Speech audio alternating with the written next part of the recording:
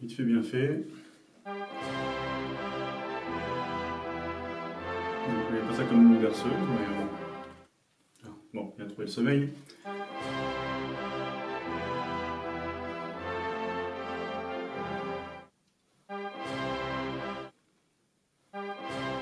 Ok, d'accord. Elle a essayé de se foutre de ma gueule. Faut quand même vérifier, on sait jamais, ça pourrait être une première. Bon,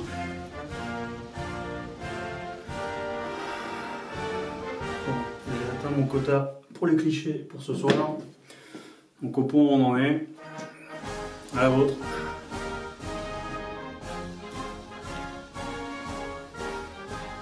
C'est pas plus mal. Salut à tous, alors aujourd'hui je vais vous parler de cette réplique qui m'a été envoyée par le site de vente en ligne allemand Begady. Et c'est ici le ICS CXP Arc SAEG Upgrade Edition de Begady. Donc c'est une collaboration entre ICS qui a fourni la réplique et Begady qui a procédé à un custom de cette réplique. Donc celle-ci, édition Begady, elle est trouvable sur le site de vente en ligne au prix de 599 €. Sinon, vous trouvez la version standard ICS sans aucune modification à 450 €. Et il faut savoir aussi que vous avez, alors chez Begady, vous avez que la version noire custom, mais ICS fait aussi, alors soit le modèle noir, soit un mélange de noir et dodé. Bon, je vous laisse apprécier ou non la beauté de cette réplique. À savoir qu'au niveau des petites modifications qu'on verra, pour le modèle ICS, vous avez le Self Diagnostic Shooting System, le SSS en génération 3, le EFCU et un moteur standard ICS de 3000, enfin le ICS 3000. Et côté Begady, vous avez le custom qui a été fait de la manière suivante, remplacement du SSS par le Core Begady Core EFCS et un moteur Tianli 25K. Donc EFCS, pour rappel, c'est Electronic Firing Control System. Voilà. Et vous pouvez voir sur cet écran-là un petit peu tout ce que ce Core EFCS de chez Begady vous apporte sur votre réplique, que ce soit en sécurité de tir, en régularité de tir, tout ce qui peut vous être apporté par un contrôle de tir électrique fabriqué, il faut quand même le préciser, fabriqué en Europe. Et dernière spécification avant d'ouvrir la boîte, boutique allemande oblige. Ici, sur cette réplique-là, on a safe, semi, c'est la législation allemande qui veut ça. Ça diffère en fait d'un pays à l'autre. Nous, on n'a pas vraiment de restrictions, on va dire, particulières, hormis la puissance, bien évidemment. Mais bon, en Allemagne, on n'a pas le droit au full. En Angleterre ou Portugal, Espagne, je ne sais plus où, on doit s'enregistrer auprès d'un organisme ou avoir une peinture colorée sur sa réplique, même aux États-Unis, etc., etc. Donc, maintenant qu'on a dit tout ça, on va ouvrir la boîte. Voilà, donc, au cas où on aurait encore un doute, c'est bien une réplique ICS. Voilà. Donc dans la boîte, on retrouve un petit manuel, un petit catalogue plutôt, avec tous les produits de chez ICS.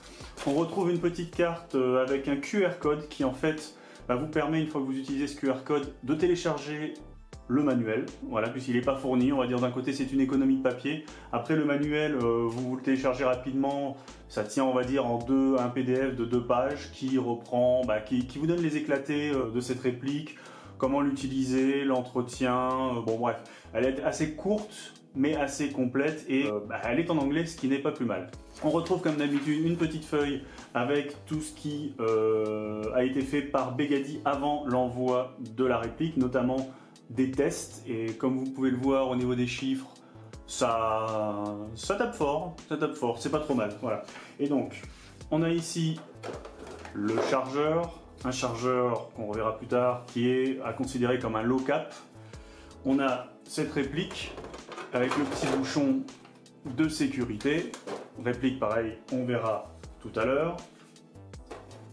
La tigette de débourrage qu'on retrouve comme souvent. On a ICS nous fournit ici un patch qui laisse déjà présager c'est le mix de couleurs dont je vous parlais tout à l'heure, noir et OD, pourquoi pas. On a un réglage, un outil de réglage du front sight avant, puisque ça s'appelle un front sight bien évidemment. Et on a ici, alors ça c'est la clé Allen qui va vous servir à régler le mag, on y reviendra tout à l'heure. Et ici je pense que c'est une résurgence, on va dire, du modèle ICS d'origine, c'est-à-dire deux fusibles, puisqu'en fait, le ISC SSS Gen 3, c'est une sorte, enfin je crois que c'est un fait même, un petit peu à la manière de ce qu'on a sur le AA12. Vous avez une petite lumière et vous pouvez changer le fusible à l'arrière, donc ça vous dit si la batterie est bonne, bien chargée. Enfin voilà, c'est un système de contrôle. Donc on va voir la réplique d'un peu plus près, tout de même. Bel objet. Voilà, donc après il y aura toujours le débat de savoir si une AK modernisée, si c'est une vraie AK ou pas. Alors, personnellement, moi, je ne rentre pas dans le débat. Je trouve que ici, on obtient en fait une certaine harmonie globale. Hein. Voilà, le rail M-Lock, qui a quand même une bonne dimension, va très bien avec ce monstre, cette grosse réplique. Quelques marquages en dessous. Donc voilà, question finition, rien à redire. Belle bête. C'est robuste. Hein. Il n'y a pas grand chose qui bouge. Hein. On peut le secouer dans tous les sens. On sent qu'il y a quand même une qualité de fabrication. Les 4 kg me font dire quand même qu'il vous faudra prévoir une sangle rembourrée. Donc, comme je le disais, pas de problème de finition, très bonne finition, si ce n'est peut-être, alors ici, vous voyez, le garde-main, alors je ne sais pas si c'est un problème sur mon modèle ou pas, mais on a ici une partie M-Lock, voilà, pour mettre des accessoires, donc ici je ne verrai qu'un sight à mettre, le seul problème c'est que sur la mienne, vous voyez, ça bouge un peu, alors c'est pas énorme, mais en plus je tire dessus, puisque ça fait partie des pièces à démonter, mais du coup, est-ce qu'il était utile de mettre du M-Lock ici, sachant que ça va bouger, sachant que le seul accessoire qu'on peut mettre, on le mettra pas. Voilà, à voir peut-être sur d'autres modèles. Autre chose aussi, alors là, pareil, ça n'a rien à voir avec la qualité de fabrication, mais plutôt, on va dire, la conception. Donc cette crosse-là, alors c'est une crosse qui me fait penser un petit peu à du Masada, bon pourquoi pas. Elle est repliable. C'est la remarque que je me suis fait. Elle est repliable, mais sur quoi on l'attache en fait? Il n'y a pas d'attache. Voilà, elle tient un petit peu, je vais pas dire par l'opération du Saint-Esprit, elle tient, mais déjà elle bloque pas mal, comme vous pouvez le voir ici, que ce soit la sélection, enfin c'est un peu le sélecteur de tir, c'est toujours la même problématique, mais il n'y a pas d'attache particulière, donc du coup si jamais vous courez ou pas, elle va pas rester en place. Ça c'est quelque chose, c'est un petit peu, j'ai l'impression, enfin on verra dans la suite, j'ai l'impression que la crosse, où ils ont rajouté cette crosse là au dernier moment, ou alors peut-être qu'ils se sont dit que c'était pas utile, puisque qui va jouer avec ça, avec une crosse repliée? Pas grand monde, donc du coup c'est peut-être pour ça qu'ils se sont pas pris la tête à mettre une attache. Toujours pour rester sur le sujet de la crosse, donc elle est réglable, alors vous avez l'appui-joue qui est réglable, vous avez une crosse 6 positions, ça de toute façon c'est marqué dessus, vous pouvez pas vous tromper. Par contre, pareil, ici, alors conception, problème de conception ou pas, donc vous avez une attache de sangle ici, pour une raison que j'ignore, vous avez, alors si, je sais pourquoi il est là ce bouton, c'est pour la déplier, on est d'accord, et une fois qu'elle est ici, elle est fixée. Le problème c'est qu'ils ont fait les trous ici, ces trous enfin des parallélogrammes, enfin c'est en biseau, donc effectivement, une fois qu'elle est en position, si vous appuyez dessus, elle peut pas rentrer, par contre, voilà, alors là je suis perplexe, je vous avoue, voilà, si vous mettez une attache de sangle à l'avant et que vous mettez une attache de sangle ici, vous allez lâcher la réplique, vous l'aurez sur le torse, quoi, sur votre veste, comment vous voulez que ça reste en place. Bon, c'est pas hyper gênant, il suffit de le savoir, d'autant plus que vous avez une attache de sangle ici. Mais je comprends pas, là voilà, c'est... pourquoi avoir fait ça ICS? Pourquoi? Sachant que surtout c'est bon, un petit coup de Dremel, on devrait pouvoir trouver une solution. Mais je me dis, quand ils ont testé le truc, ils n'ont pas vu la problématique d'avoir une crosse de ce type-là. Alors est-ce qu'il y a la même chose sur les Masada? Je ne sais pas, mais là pour le coup, moi ça me pose un problème.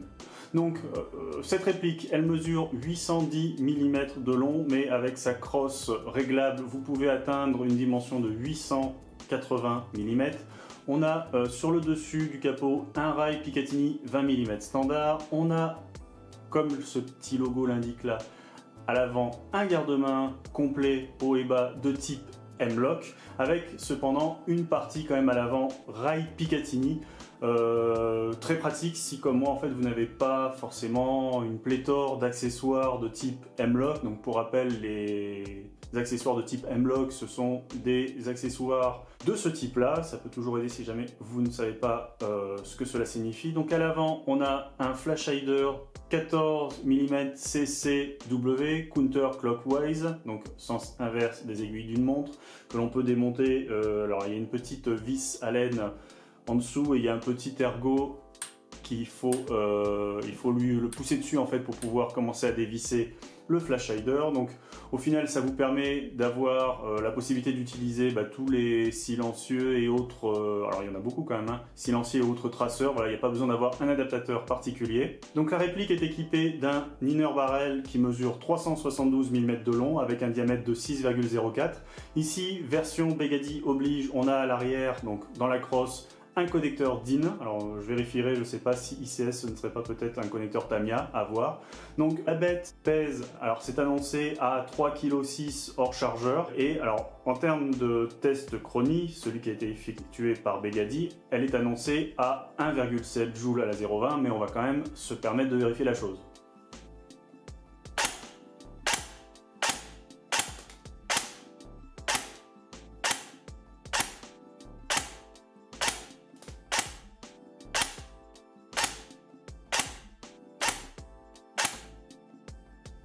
Donc sur mon modèle qui est neuf, c'est peut-être l'explication en fait, le sélecteur de tir est un petit peu dur à enclencher. Voilà, je pense que à l'usage, à l'usure aussi, ça va finir par se faire. Je précise quand même que pour ce modèle-là, effectivement, de se tromper en bas parce qu'on appuiera trop fort de mode de tir, ça n'a pas vraiment posé problème parce que pour rappel, safe, semi, voilà.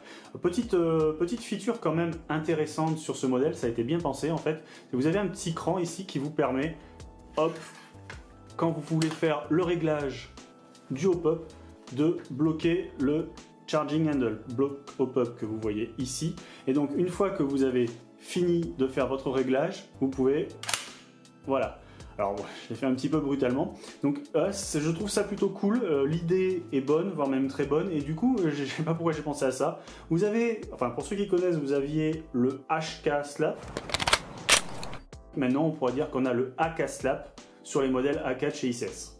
De la même manière, ICS a fait en sorte en fait que l'on ne voit pas la gearbox sous le capot. C'est-à-dire qu'en fait, quand vous ouvrez ça, alors je ne sais pas comment s'appelle cette pièce ici, en fait ils ont mis cette pièce afin que l'on ne puisse pas voir la gearbox et que ça n'entache pas, on va dire comme ça, le rendu général. Donc c'est pas grand chose à faire, mais finalement c'est une bonne idée et d'autres devraient s'en inspirer. Petit focus aussi sur cette poignée, une poignée magnifique hein, avec du stippling à l'avant, les rainures à l'arrière. Alors, comment dire, on l'a bien en main, ça il n'y a pas de problème. Par contre, on sent bien, alors j'ai des grandes mains quand même, on sent bien que ce ne sera pas fait pour tous les gabarits. Il faudra quand même avoir de bonnes mimines. Hein. Alors ça pourra en dérouter plus d'un. Il faut savoir qu'avec la gestion électronique de la queue de détente, il n'y a pas de clic à attendre quand on appuie et quand on relâche.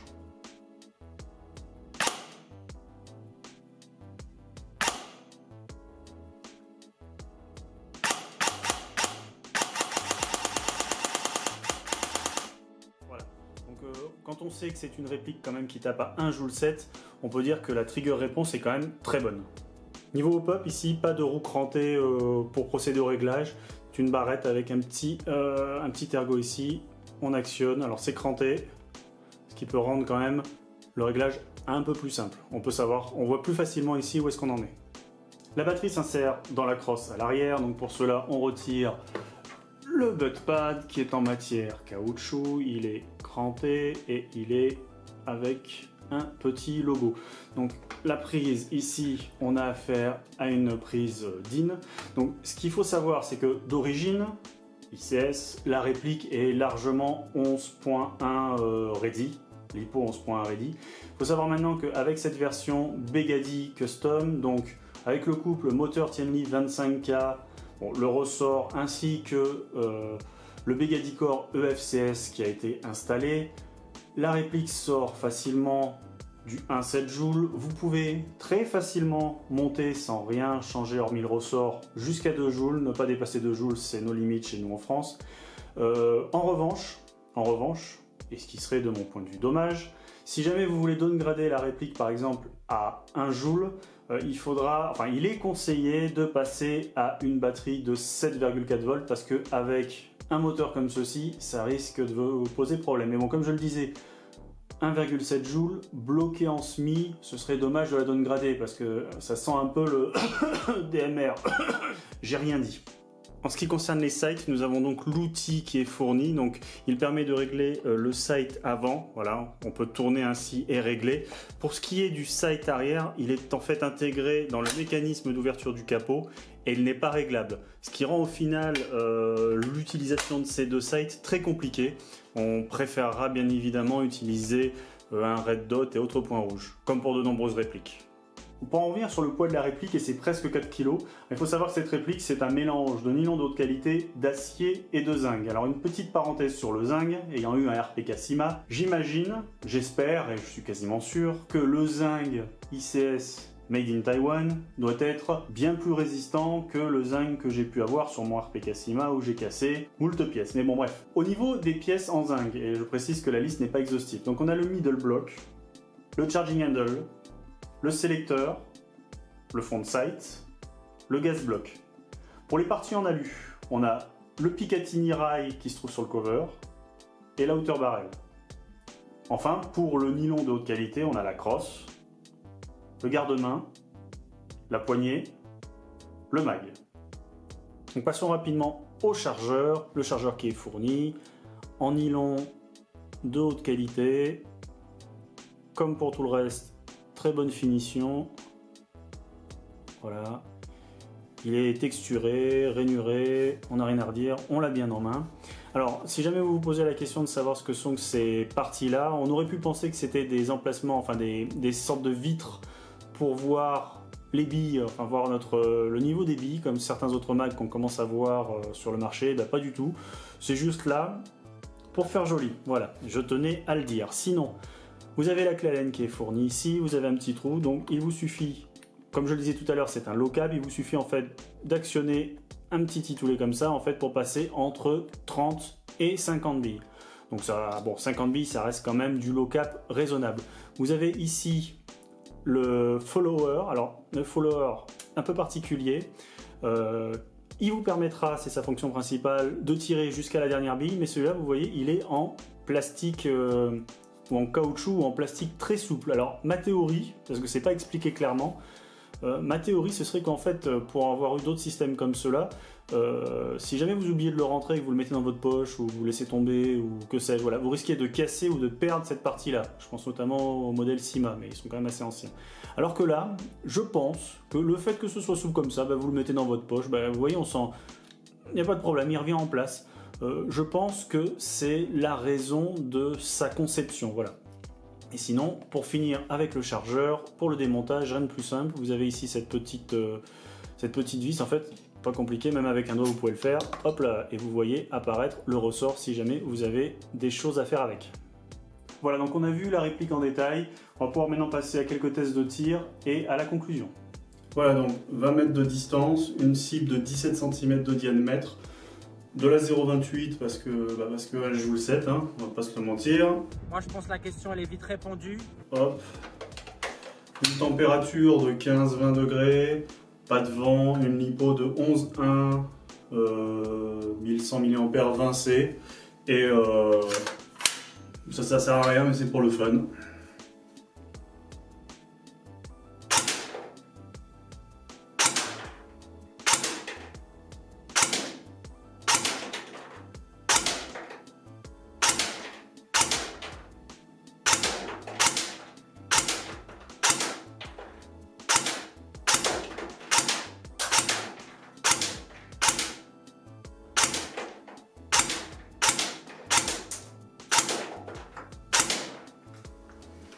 Que dire en conclusion? Donc réplique ICS, synonyme de produit de qualité made in Taiwan, custom Begady, shop allemand, donc garantie. On peut pousser au final, avec tout ce qui est à l'intérieur, on peut pousser ce monstre jusqu'à 2 joules pour rester dans les clous en France. Il est bloqué en SMI à cause ou grâce, ça dépendra de votre point de vue, de la législation allemande. Donc en fait, on a tout ici pour avoir un DMR original, voilà. Donc vous pouvez bien évidemment le downgrader, mais ce serait selon moi péché, voilà. Petit rajout aussi, c'est ni un point positif ni un point négatif au final, mais les mags, vu la taille des mags, il est dommage qu'ICS n'ait pas encore proposé aux clients d'avoir des mid-cap 120, 150, allez 200 ambi, ça aurait été intéressant pour un modèle de ce type. Bref, si vous n'avez rien contre les AK modernes et si vous avez le budget, foncez.